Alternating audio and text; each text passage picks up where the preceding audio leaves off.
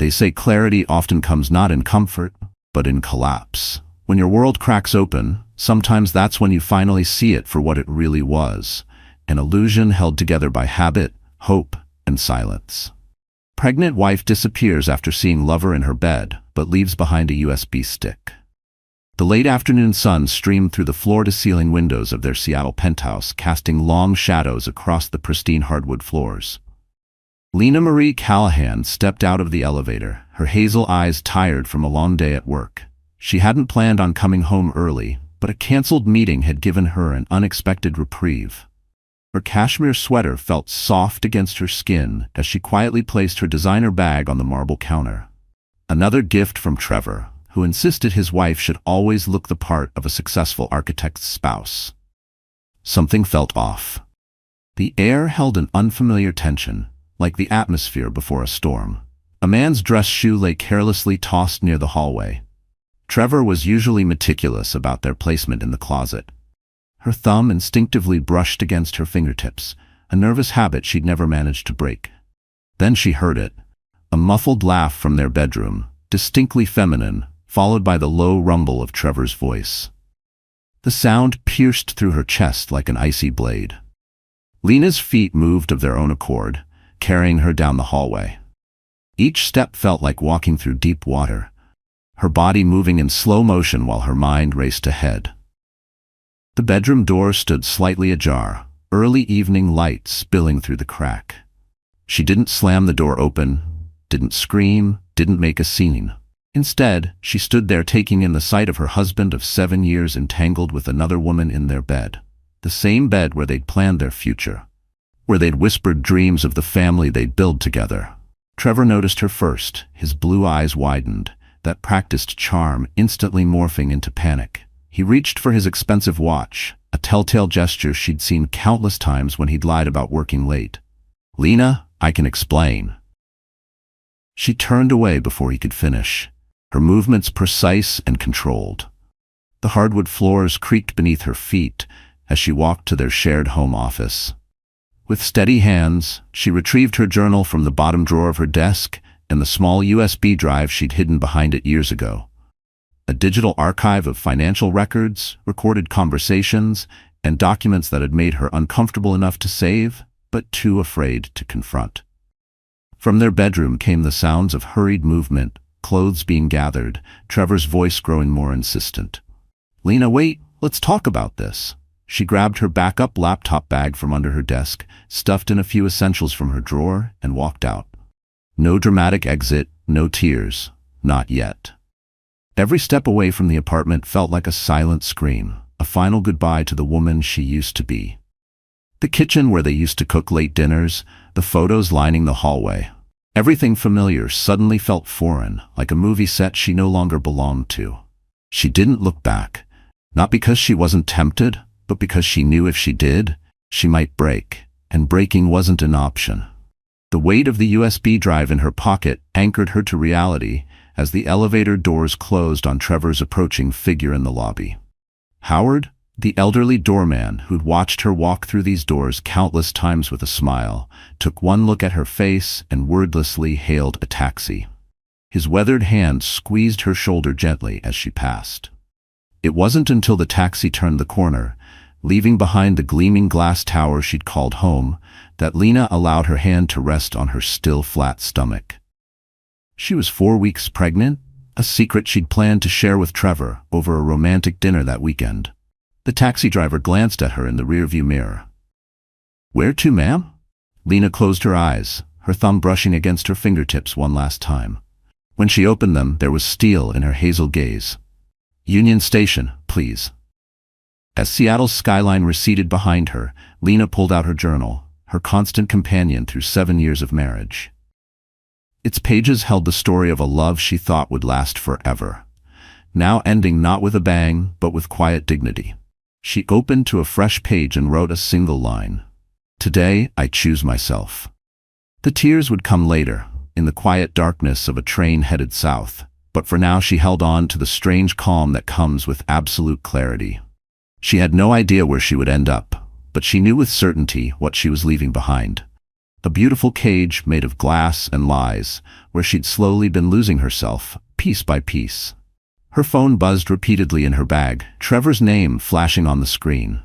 She turned it off without reading his messages. Some bridges once crossed can never bear weight again. The Greyhound bus rumbled to a stop in Willow Creek, Oregon, as dawn painted the sky in gentle strokes of pink and gold. Lena stepped onto the sidewalk, her laptop bag slung over one shoulder, and exhaustion weighing heavy in her bones. After 3 days of traveling south, changing buses at random stations to ensure she couldn't be followed, she finally allowed herself to breathe. The coastal town sprawled before her, a picturesque collection of old buildings and spreading oaks draped in Spanish moss. Early morning light glinted off the waters of Klamath Bay in the distance, promising something she desperately needed: peace. Her first stop was a small diner, where the waitress, upon seeing her worn appearance, brought her a second cup of coffee without being asked. Lena pulled out her phone, powered it on for the first time since Seattle, and winced at the flood of notifications. 37 missed calls from Trevor, 15 voicemails, 63 text messages. She deleted them all without reading, then searched for local rentals. An hour and 3 dead ends later, she stood outside Rosie's flower shop, studying the room for rent sign in the window. The building was a charming 2-story structure with weathered blue paint and white trim. Flower displays spilled from wooden barrels onto the sidewalk, their sweet fragrance mingling with the salt air. The bell above the door chimed as Lena stepped inside. The shop was a riot of colors and scents, with bouquets arranged in vintage containers and potted plants occupying every available surface. Behind the counter, a small woman with silver hair tied back in a floral scarf looked up from a massive arrangement of hydrangeas. "We're not open for another 20 minutes, she said, her voice carrying a no-nonsense edge that reminded Lena of her grandmother. "I'm here about the room," Lena replied, fighting to keep her voice steady. "The sign in the window." The woman, who had to be in her late 60s, stepped around the counter, studying Lena with sharp blue eyes. She wore a floral dress that had seen better days and mud-stained boots that spoke of real work. "I'm Rosie Bennett. The room's upstairs, separate entrance from the back. $600 a month, utilities included. No pets, no parties, no drama," Rosie said plainly. Lena's thumb brushed against her fingertips. "I can pay 3 months in advance," she said, thinking of the emergency cash she'd withdrawn before leaving Seattle. "And I can help in the shop if you need it." The words caught awkwardly in her mouth. She hated the way they sounded, like she was begging. Just weeks ago, she'd been sipping espresso in a high-rise conference room, dressed in tailored wool and confidence. Now she stood here, offering to trade labor for shelter, trying not to flinch at her own vulnerability. Rosie's expression softened almost imperceptibly. "You're running from something," she said. It wasn't a question. Lena answered anyway. "Someone, but not the law," she added quickly. I just need." She trailed off, unsure how to explain that she needed more than just a room. She needed a place where Trevor's influence couldn't reach. Rosie walked to the door and flipped the sign to open. "Come on," she said, heading toward a narrow staircase at the back of the shop. "Let's see if this room suits you." The space was small but clean, with a bed, dresser, and a tiny kitchenette. A bay window overlooked the back garden, where wooden workbenches and potting supplies clustered beneath an ancient oak tree. Something about the simplicity of it all made Lena's throat tight. "Bathroom's through there," Rosie pointed. "Shared with my son Noah. When he's working late in his workshop out back, he's quiet, keeps to himself." She turned to face Lena fully. "I don't need your story, girl, but I need to know, are you in real trouble?" Lena met her gaze. "No, I'm just..." Her hand drifted to her stomach unconsciously. "I'm just trying to start over." Rosie's eyes caught the gesture, and understanding flickered across her weathered features.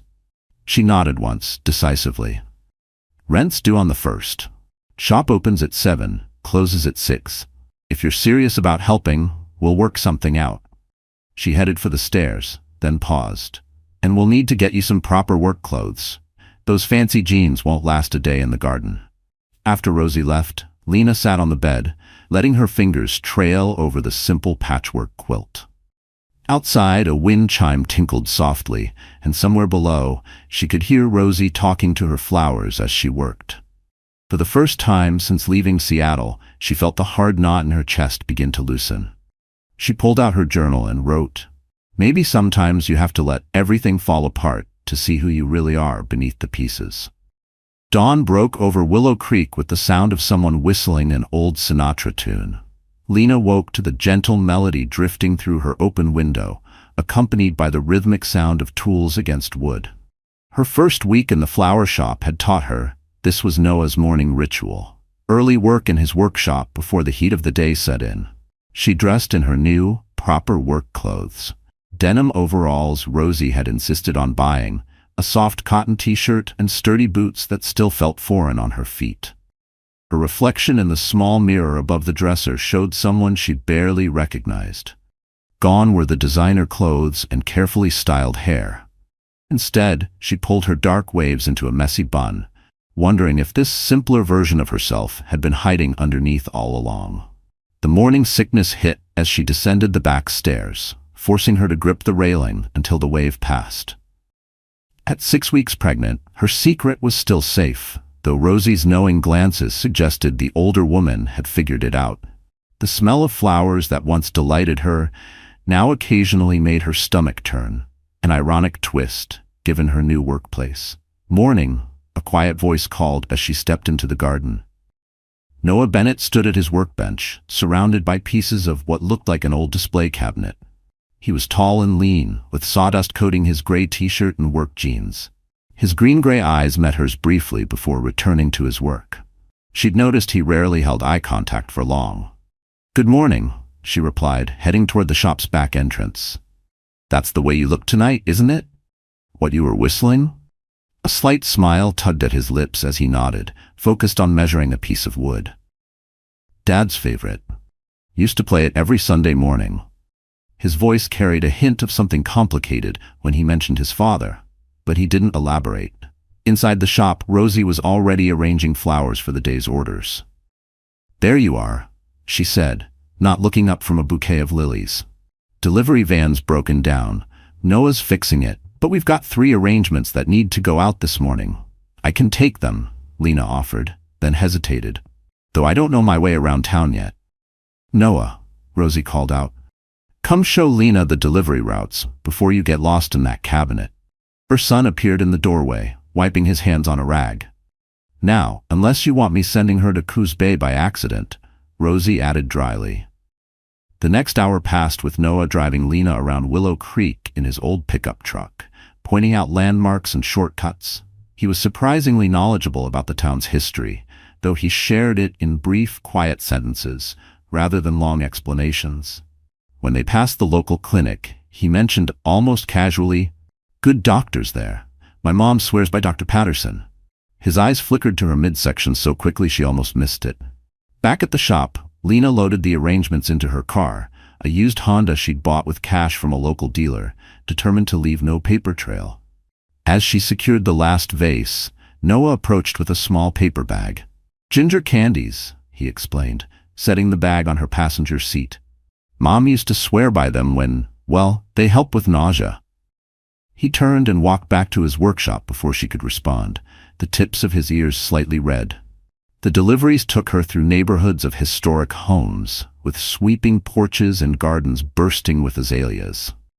At her last stop, an elderly woman insisted on showing her an entire photo album of her prize-winning roses. Lena listened politely, fighting back tears when the woman's kindness reminded her of quiet Sunday afternoons with her own grandmother. Returning to the shop, she found Rosie teaching a flower arranging class to a group of local women. The sight of their happy chatter made her throat tight. In Seattle, she'd attended charity galas and cocktail parties, but there had been nothing genuine about those forced smiles and air kisses. She slipped past them to the back garden, where Noah was still working on the cabinet. The steady rhythm of his tools and distant whistle provided an odd comfort as she began organizing the delivery receipts.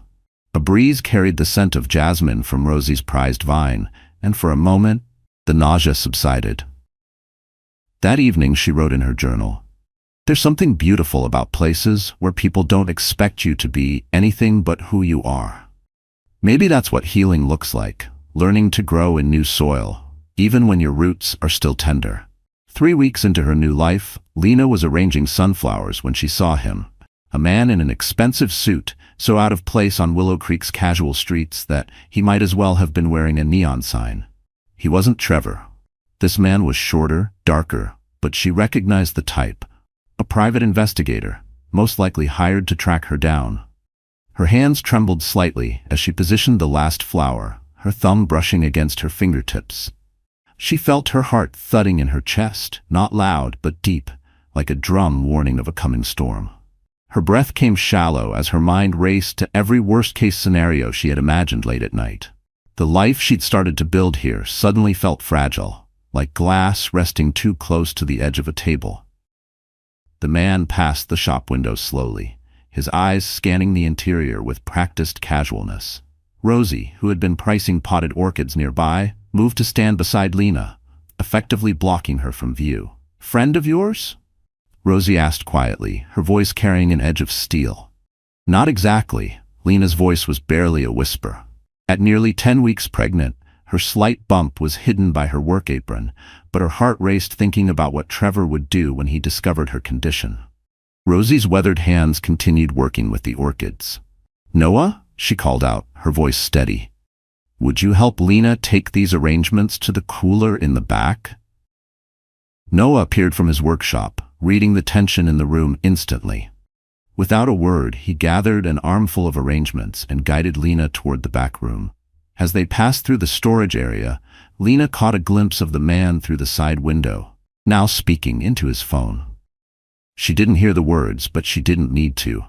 The way he angled his body, the precision of his pacing, it was the body language of a man reporting in. And somewhere on the other end of that call, Trevor would be listening. A familiar chill crept down her spine. "You're safe here," Noah said quietly, setting down the flowers. It was the most direct thing he'd ever said to her. His green-gray eyes met hers fully for once, carrying a promise of protection that made her throat tight.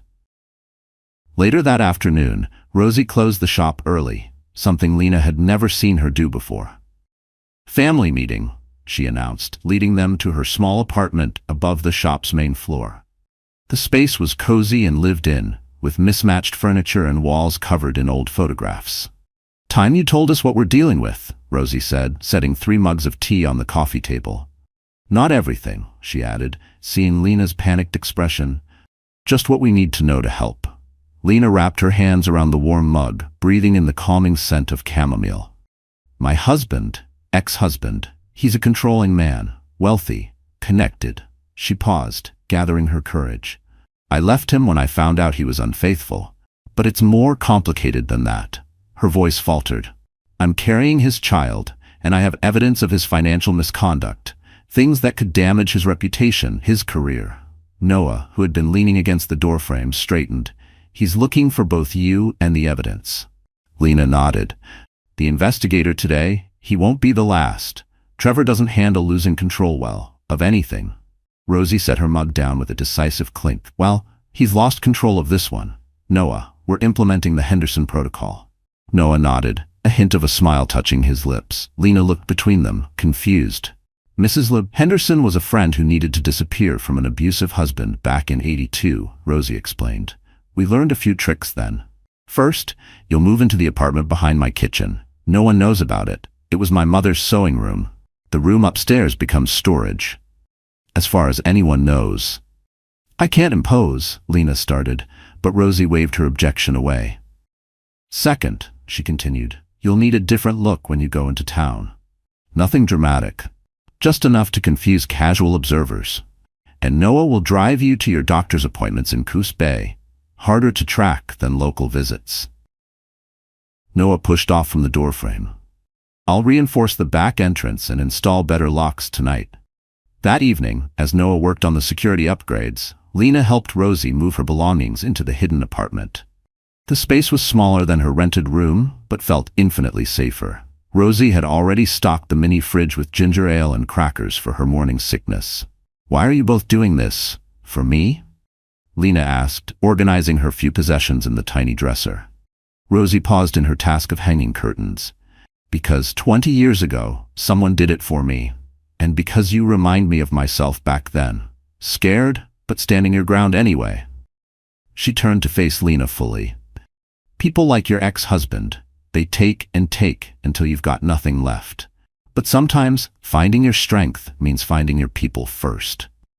Through the wall, they could hear Noah whistling as he worked, the sound mixing with the distant chime of Rosie's garden bells. Lena pulled out her journal and wrote, "Maybe family isn't just what you're born into. Maybe it's also who stands beside you when the storm comes." The mid-August heat pressed against Willow Creek like a heavy blanket, but the hidden apartment behind Rosie's kitchen remained surprisingly cool. At 14 weeks pregnant, Lena sat cross-legged on her bed, staring at her laptop screen. The email from her former colleague in Seattle made her blood run cold. "Trevor's been asking questions, claiming you're unstable, that you took sensitive documents. Be careful." A knock at her door made her jump. "Delivery run." Noah's quiet voice called. She quickly closed the laptop and opened the door to find him holding 2 paper cups of fresh mint lemonade, her latest pregnancy craving. "Your mom said you're teaching me the wedding arrangements today." She accepted the drink gratefully, noting how he'd added extra mint leaves, just the way she liked it. "Anderson wedding. They want wildflowers and mason jars." He smiled slightly at the irony of his name. "Thought you might want to learn somewhere quiet." They headed to his workshop, where he'd cleared a large workbench. Fresh-cut flowers filled metal buckets, black-eyed Susans, purple coneflowers, Queen Anne's lace. The morning sun filtered through the windows, catching dust motes and the lingering wood shavings from his earlier projects. "Mom says you've got good hands for this," Noah commented, demonstrating how to strip the lower leaves from a stem. "Says you feel the flowers, don't just arrange them." Lena watched his hands work, strong and careful at the same time. "It's peaceful," she said. "In Seattle, everything was about appearance, perfection." She picked up a slightly crooked sunflower. "Here, the imperfections make things beautiful." They worked in comfortable silence, broken only by soft instructions and the distant sound of Rosie talking to customers in the shop.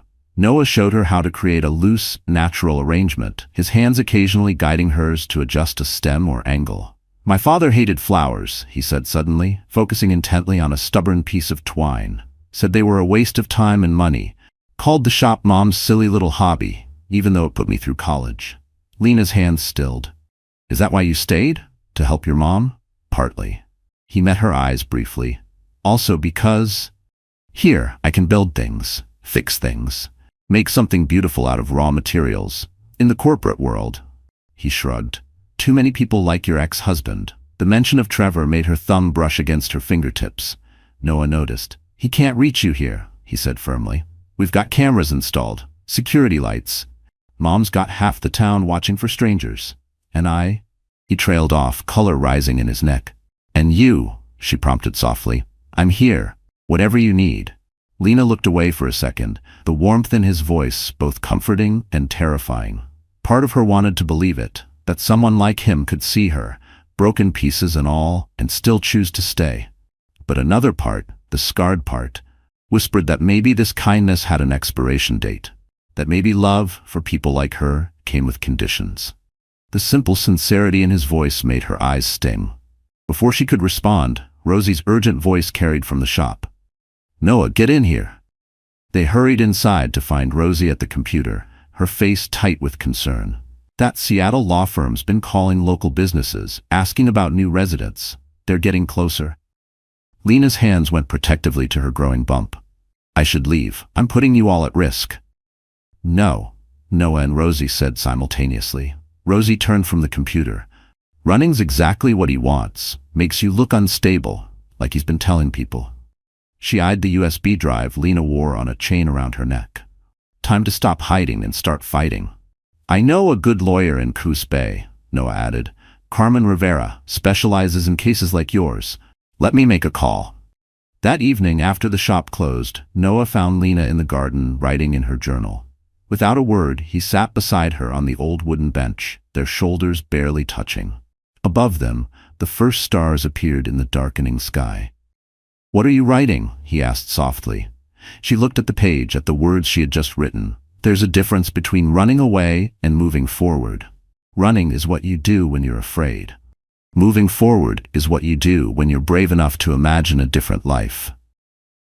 "About being brave," she answered, closing the journal. In the growing darkness, she could feel the solid warmth of his presence, steady as a heartbeat. A firefly landed on the bench between them, its light pulsing gently. Noah's hand found hers in the darkness, calloused fingers intertwining with her own. They sat there until Rosie called them in for dinner, neither needing to fill the silence with words. Sometimes Lena realized strength comes not in grand gestures, but in small moments of quiet trust. The law office of Carmen Rivera occupied the second floor of a restored Victorian house in downtown Coos Bay. Noah's truck pulled into the parking lot exactly 10 minutes early for the appointment. He'd insisted on driving Lena himself, though Rosie had argued she could handle it. "You don't have to come in," Lena said, her thumb brushing her fingertips as she stared at the building's elaborate woodwork. "I know." He stayed in his seat, waiting. At 16 weeks pregnant, Lena's bump was becoming more noticeable. Even under the loose cotton dress Rosie had helped her choose for the meeting. She touched the USB drive hanging from its chain, drawing strength from its weight.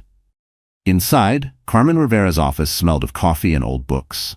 The lawyer herself was a striking woman in her early 50s, with sharp eyes and silver streaks in her dark hair. She rose from behind her desk as Noah and Lena entered. "You must be Lena," she said, extending her hand. "And Noah Bennett, how's your mother's garden doing?" "Thriving," Noah replied. "Thanks for seeing us on short notice," Lena added. Carmen gestured for them to sit. "Noah rarely asks for favors. When he called, I knew it was important." Her gaze settled on Lena. "Tell me everything, starting with what's on that drive around your neck." For the next hour, Lena laid out her story. The years of Trevor's subtle manipulation, the discovery of his affair, the financial documents she'd gathered showing how he'd been siphoning money from their joint accounts into offshore holdings, the recordings of his gaslighting conversations, saved because something in her had known she'd need them one day. Carmen took notes, occasionally asking for clarification. When Lena finished, the lawyer sat back, tapping her pen against her legal pad. "He's been busy," she said finally. "Finally," Carmen said. "I've heard rumors about your husband's activities in Seattle. Legal circles. He's filing for divorce, claiming abandonment, has private investigators searching 3 states. He's even tried to freeze your joint accounts, though I'm guessing you already moved your funds." Lena nodded. "The day I left, I only took my portion, everything I could prove I'd earned or inherited." "Smart girl," Carmen smiled. "He's also preparing to file for full custody once the baby is born, claiming you're mentally unstable and financially incapable of providing proper care." Noah's hand gripped the armrest of his chair. "That's ridiculous." "It's predictable," Carmen corrected. "Men like Trevor Callahan don't lose gracefully. They try to destroy what they can't control." She turned back to Lena.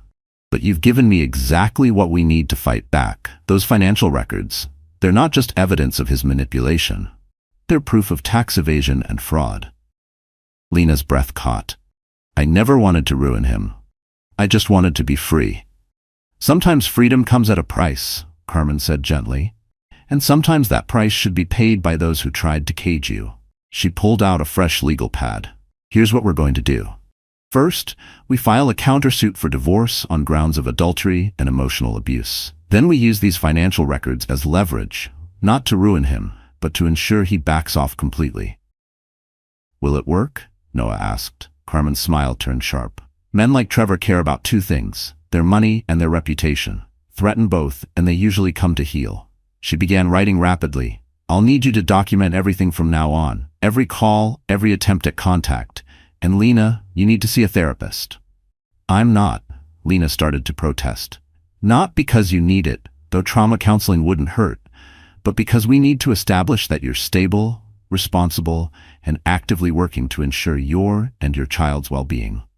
On the drive back to Willow Creek, storm clouds gathered over Klamath Bay. Noah drove carefully, one hand steady on the wheel. "Thank you," Lena said softly, "for coming with me, for everything." He glanced at her. Carmen's good. She'll help you fight this. That's not what I meant. She looked at his profile, strong and steady against the darkening sky. Thank you for showing me what real support feels like. That night in her journal, Lena wrote, "Strength isn't always about standing alone. Sometimes it's about letting others stand with you, knowing they're there not because they have to be, but because they choose to be." Outside her window, the first drops of rain began to fall, and in the distance, thunder rolled across the bay, nature's own declaration of war. The autumn air carried a hint of coolness as Lena arranged chrysanthemums in the shop window.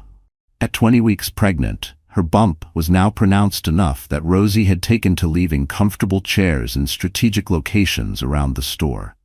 Not that Lena used them much. Staying busy kept her mind off the legal proceedings Carmen had set in motion. The bell above the door chimed. "Be right with you," she called, adjusting a final bloom. "Hello, Lena?" The familiar voice froze her in place. Trevor stood in the doorway, impeccable in a tailored gray suit that probably cost more than the shop's monthly revenue. His blue eyes, once so charming to her, now held a coldness that matched his perfect smile.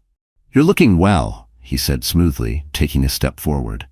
"Though this," he gestured at her work apron and the flowers surrounding her, "is hardly what I expected. A flower shop, really?" Her thumb brushed against her fingertips, but she forced herself to stand straight. "You need to leave." "Leave?" he scoffed. "I've spent 2 months looking for my wife, only to find her playing shopkeeper in some coastal backwater." His voice hardened. "Did you think I wouldn't find you? That you could just take what's mine and disappear?" The back door creaked. Noah stepped into the shop. His eyes took in the scene, and his entire body tensed. "Sir," he said, his quiet voice carrying an edge of steel, "we're closed. For inventory." Trevor's smile turned razor sharp. "Ugh, and this must be why you ran here. Tell me, does your new boyfriend know you're carrying my child?" "Step out of my shop," Rosie's voice cut through the tension. She stood in the doorway to her office, holding her phone. "The police are on their way, and I've got security cameras recording everything." "The police?" Trevor laughed softly. "I'm merely visiting my wife. My pregnant wife, who abandoned our home, stole sensitive documents, and appears to be having some sort of mental break. Working in a flower shop, living above one. It's concerning behavior, don't you think?" Lena felt a surge of anger cut through her fear. Concerning behavior? Like hiding money in offshore accounts? Like gaslighting your wife for years while sleeping with other women? That kind of concerning behavior? Trevor's smile faltered slightly. "You always did have an active imagination, dear. But now, you're forcing my hand. I filed for emergency custody this morning. A judge will see that you're clearly unstable." "A judge will see the evidence," Lena said, touching the USB drive at her neck. "Every conversation where you manipulated me, every financial record showing your fraud, every email planning your affairs." Her voice strengthened.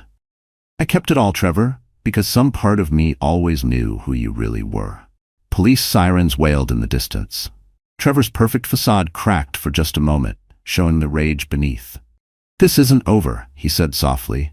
"You have no idea what you're doing." Actually, Noah stepped closer, his presence solid and reassuring. "She knows exactly what she's doing, and she's not alone." 2 police cars pulled up outside. Trevor straightened his jacket, his mask of civility sliding back into place. "We'll continue this discussion through proper channels," he said. Then he turned to leave, but paused. "Oh, and Lena, that drive you're wearing so proudly, copy or no copy, accidents happen to digital files, all the time. Something to consider." All the time. Something to consider. After the police took statements and left, Lena sat in Rosie's kitchen, her hands wrapped around a mug of chamomile tea. She could hear Noah on the phone with Carmen, updating her about Trevor's visit. "You stood your ground," Rosie said proudly, setting a plate of ginger cookies beside her. "Most people crack when they face their demons. You got stronger." "I was terrified," Lena admitted, "but not like before. This time, I was afraid of what he might do, not of what I might lose." She touched her growing bump. "He doesn't get to control my story anymore." Noah joined them, his face grave. "Carmen says his custody filing was a bluff. He hasn't actually submitted anything yet, but she's expediting our countersuit, and she wants you to stay somewhere else tonight, just in case." Rosie snorted. She can stay right here. I've got my shotgun, and half the police force gets their flowers from us. Let him try something. That night, unable to sleep, Lena wrote in her journal. Fear shows you two things, what you need to protect and what you're willing to fight for.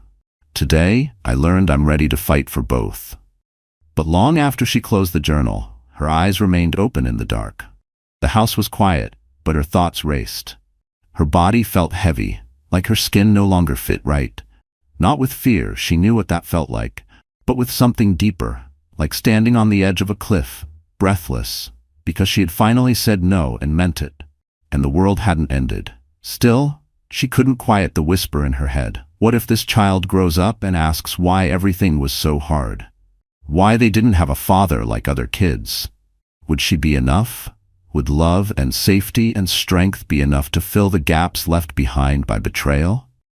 Outside her window, Noah's workshop light burned late into the night as he installed additional security cameras. His quiet determination, a shield against the darkness Trevor had tried to bring back into her world. Late October brought the first real chill to Willow Creek. At 24 weeks pregnant, Lena sat in Carmen Rivera's office, watching her lawyer read through Trevor's latest legal filing. Outside the Victorian windows, leaves danced in shades of red and gold. He's getting desperate, Carmen said, setting down the papers. Trying to paint you as an emotionally unstable woman who orchestrated an elaborate theft of company documents. She smiled, shark-like. He clearly doesn't know about the 3 backup copies of that drive we've stored with different law firms. Lena shifted in her chair, one hand resting on her growing bump. The baby had been active all morning, as if sensing the tension. What about his latest offer? Full custody to him? Generous alimony to you? All charges dropped? Carmen shook her head. Classic power play. He's trying to buy your silence about the financial fraud. She pulled out another document. But we've got something better. Remember those offshore accounts you found? I had a forensic accountant go through them. Your husband hasn't just been hiding money from you, he's been hiding it from the IRS. A knock at the door interrupted them. Noah stepped in, carrying 2 cups of herbal tea from the cafe downstairs. He'd insisted on driving Lena to every legal appointment, waiting patiently in the building's lobby each time. Perfect timing, Carmen said. I was just about to discuss our next move. The preliminary hearing is set for next week, in Seattle. Lena's hand tightened slightly on the cup he was setting down. Is that safe? With the restraining order in place? Noah asked. Yes, and it's necessary. The judge needs to see that Lena isn't hiding or unstable. She's a strong woman protecting herself and her child from an abusive situation. The drive back to Willow Creek was quiet, both of them lost in thought. Halfway home, Noah pulled off at a small park overlooking Klamath Bay. The late afternoon sun painted the water in streaks of copper and gold. I don't want you to go, he said finally, staring out at the water. Lena turned to look at his profile, strong and worried in the fading light. I have to. I know. He met her eyes. Let me come with you. Noah, not to the courthouse, he clarified, but to Seattle. I can stay at the hotel. Be there if you need anything. The tips of his ears reddened slightly. Mom agrees. She's already arranged for our cousin to help with deliveries next week. Lena felt something warm unfurl in her chest. You've both already discussed this? He shrugged, a small smile playing at his lips. We might have planned for it. Mom says I'm as subtle as a freight train when it comes to caring about someone. The words hung in the air between them, heavy with meaning. Lena's heart thundered in her chest as Noah slowly reached over, his calloused fingers intertwining with hers. I know the timing is complicated, he said softly. With everything you're going through, the baby, the divorce, I'm not asking for anything. I just need you to know that you've got me. Whatever happens in Seattle, whatever comes next, I'm here. Tears pricked at Lena's eyes. Even with all this mess, Trevor's threats, legal battles, a baby that isn't yours? Especially with all that, he said, his thumb brushing over her knuckles. And because that's who you are, someone strong enough to walk away from a gilded cage, brave enough to build a new life, kind enough to make my mom smile again. How could I not? He trailed off, swallowing hard. Fall in love? She whispered. He nodded, eyes fixed on their joined hands. Fall in love. The baby chose that moment to kick, hard enough that Noah could feel it through their clasped hands. They both laughed, breaking the tension. Perfect timing, Lena said, wiping her eyes. Just like her mother, apparently. That evening, after they returned to the flower shop, Rosie took one look at their faces and smiled knowingly. She didn't say anything, just hummed an old love song while making dinner, shooting occasional pleased glances at her son. In her journal that night, Lena wrote, "Love isn't always a lightning strike. Sometimes it's as quiet as flowers growing through concrete, as steady as hands that build beautiful things, as brave as hearts that choose to trust again after being broken."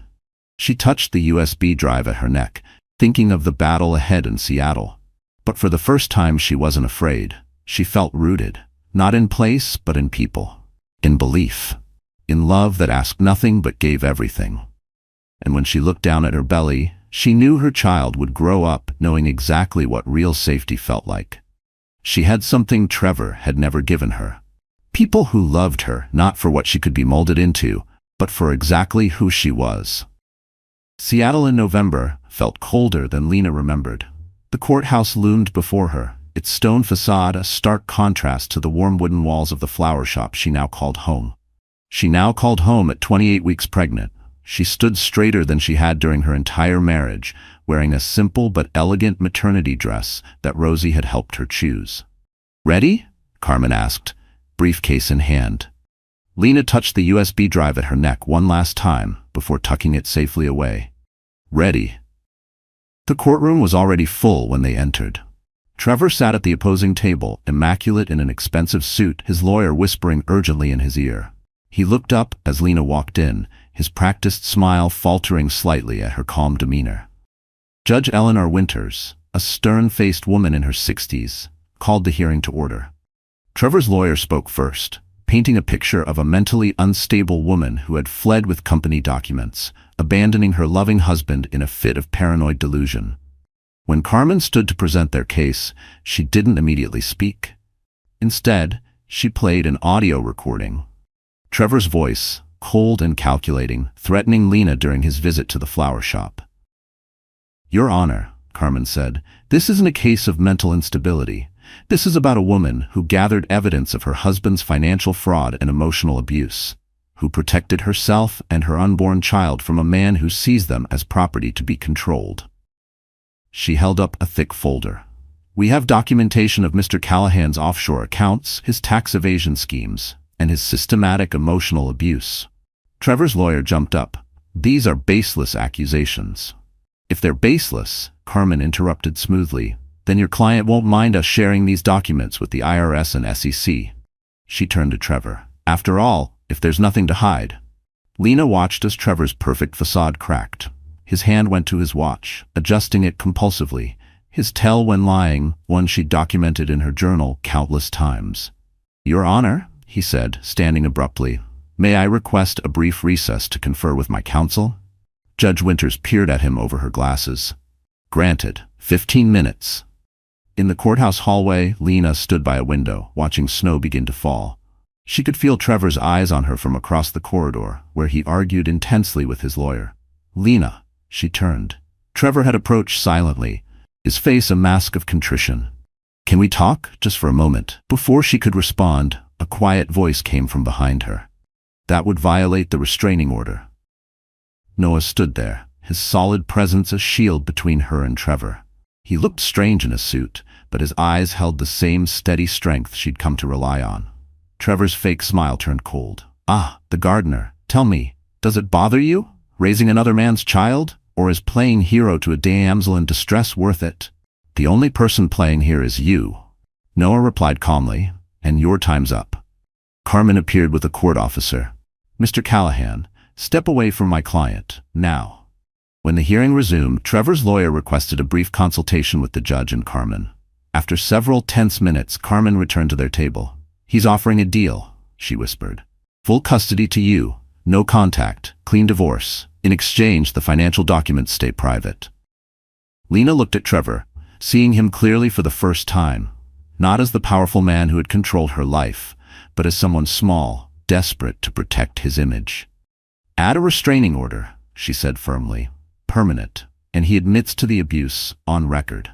The next hour passed in a blur of signatures and legal terminology. When Judge Winters finally closed the hearing, Lena felt lighter than she had in years. Outside the courthouse, snow was falling steadily. Noah waited by a taxi, his tie loosened, snowflakes catching in his hair. When Lena reached him, he wordlessly pulled her into a gentle embrace.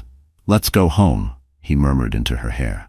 That night, in her hotel room, Lena wrote in her journal, "Sometimes victory doesn't look like you expect. Sometimes it's not about destroying your enemy, but about being strong enough to walk away with your soul intact. Today, I won something better than revenge. I won my freedom." Down the hall, she could hear Noah talking quietly on the phone with Rosie, sharing the news of their victory. Tomorrow they would fly back, to Willow Creek, back to the flower shop and the simple life she'd built from the ashes of her old one. Tonight, watching the snow fall over Seattle, Lena finally let herself cry. Not from fear or pain, but from the pure relief of knowing she was truly free. Spring came early to Willow Creek that year. The garden behind Rosie's flower shop burst with new life, daffodils nodding in the breeze, cherry blossoms dusting the paths with pale pink snow. In the workshop, Noah had finally finished his latest project, a handmade cradle crafted from reclaimed oak with delicate flowers carved along its edges. Lena stood in the nursery they'd created in her apartment, running her fingers over the smooth wood.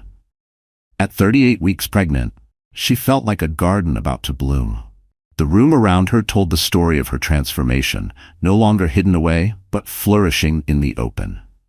Rosie's handmade quilts adorned the cradle, while mason jars filled with fresh flowers dotted every surface. "Just like her mama," Rosie said from the doorway, watching Lena adjust a bouquet of baby's breath, finding beauty everywhere. The older woman had become more than a landlady or friend. She was the mother Lena had needed, teaching her that strength could be as gentle as flower petals and as sturdy as roots growing deep into Oregon soil. "I never thought I'd have this," Lena admitted, touching her belly as the baby kicked. "Not just the baby, but this, family. Real love." Rosie smiled knowingly. "Speaking of love, my son's wearing a path in the garden, pacing, says he needs to ask you something important." Lena found Noah by the old oak tree, dressed in his usual work clothes, but with an unusual nervousness about him.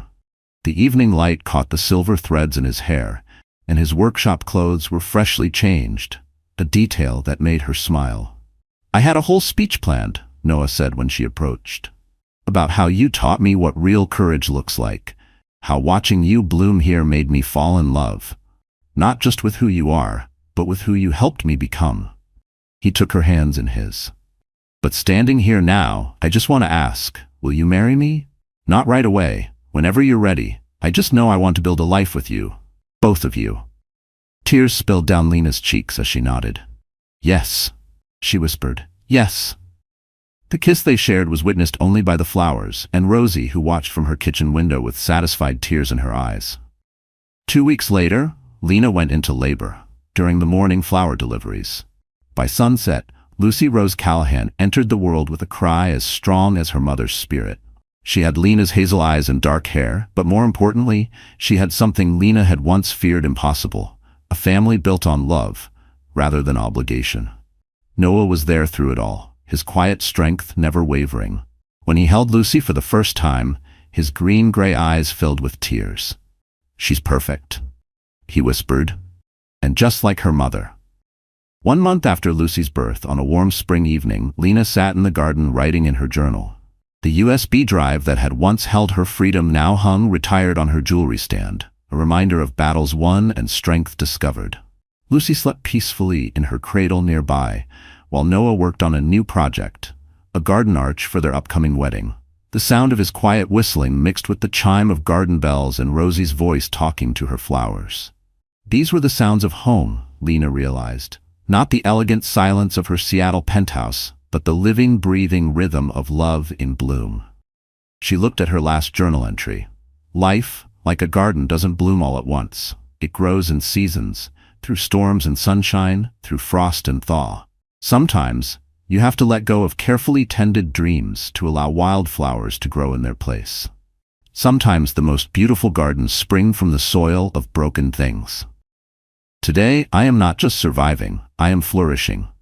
My daughter will grow up knowing that strength can be soft, that love should lift you up, not cage you in, and that sometimes the bravest thing you can do is plant new seeds in old soil. Here in this simple place, surrounded by flowers and family and true love, I found something Trevor could never give me, the freedom to grow into who I was always meant to be. Still, as she closed the journal, a flicker of doubt passed through her like a distant breeze. Was this all too perfect? Was she dreaming again, hoping against reason that this life would stay unbroken? But then Lucy stirred, and Noah's whistle rose steady on the breeze. And Lena knew. This wasn't fantasy. This was real. And it was hers. From the workshop, Noah's whistle carried on the evening breeze, an old love song now filled with new meaning. Lena closed her journal and went to join him, leaving the empty pages ready for the next chapter of their story to bloom. 2 years later, the bell above Rosie's flower shop chimed in the late afternoon breeze. Through the window, passers-by could see 3 generations of family among the flowers. Rosie arranging a bouquet of spring roses, her silver hair still tied back with a floral scarf. Noah teaching little Lucy how to sprinkle water on the potted plants, her hazel eyes bright with concentration. And Lena, her belly swollen with their second child, writing up orders at the counter. The shop had grown, much like its inhabitants. A new greenhouse stretched behind the building, Noah's wedding gift to Lena, who had discovered a talent for growing rare orchids. The apartment upstairs now housed Rosie, who had insisted the growing family needed her old living space more than she did. Besides, she'd said, someone needs to be close to the shop at night. These flowers don't water themselves. On the wall behind the counter hung 2 frames. The first contained Lena's final divorce decree and restraining order, not as a reminder of pain, but as a testament to courage. Beside it was a photograph from her wedding to Noah, taken in the garden beneath an arch of climbing roses. In it, Lucy sat perched on Rosie's hip, throwing petals at her parents' first kiss as husband and wife. The old USB drive had found a new purpose too. Lena had digitized her journal entries onto it, transforming it from a shield into a legacy, a story to share with her children someday, about the power of choosing oneself, about how love should feel like freedom, not chains. That evening, as the family closed up shop together, a young woman stumbled in just before closing. Her eyes were red from crying, her hands shaking as she asked about rental rates for the newly vacant room above the shop, the one Lena had first called home. Lena and Rosie exchanged knowing looks. Rosie put on a pot of tea while Lena pulled out a chair. "Let me tell you a story," Lena began, her thumb brushing her fingertips one last time. Not from anxiety now, but as a reminder of how far she'd come.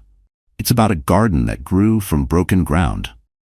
Outside, the sunset painted Willow Creek in shades of hope, while inside, another heart began its journey toward healing. Surrounded by flowers, and the family who had learned that love, like the most precious blooms, grows best in freedom. In a moment of deep betrayal and despair, Lena chose to start again from scratch, leaving behind a life of luxury and control in Seattle to find her true strength in a small flower shop in Willow Creek. If you were in her shoes, would you have the courage to abandon everything and start again? Or would you try to repair your marriage to Trevor? What's more, do you believe there are cases where forgiving a betrayal is worth it, or is it a sign to always take a step back and follow a new path? Dear friend, sometimes life doesn't give us closure wrapped in neat endings. It gives us chaos, choice, and the courage to begin again. As the Stoics teach us, we cannot choose our external circumstances, but we can always choose how we respond to them. Lena's story reminds us that even in the aftermath of betrayal, love and strength can be cultivated in quiet places, in gardens, in journals, in second chances. The truth is, healing is rarely loud. It's in the small, brave moments of choosing yourself again and again, even when the past knocks on your door. So if you're standing at a crossroads, doubting the soil beneath your feet, remember this: you are allowed to bloom in your own time and on your own terms. There is no shame in starting over, only strength in choosing to grow. If this story touched you, please consider liking the video, sharing it with someone who needs hope, and subscribing to the channel for more heartfelt stories. Your support means the world.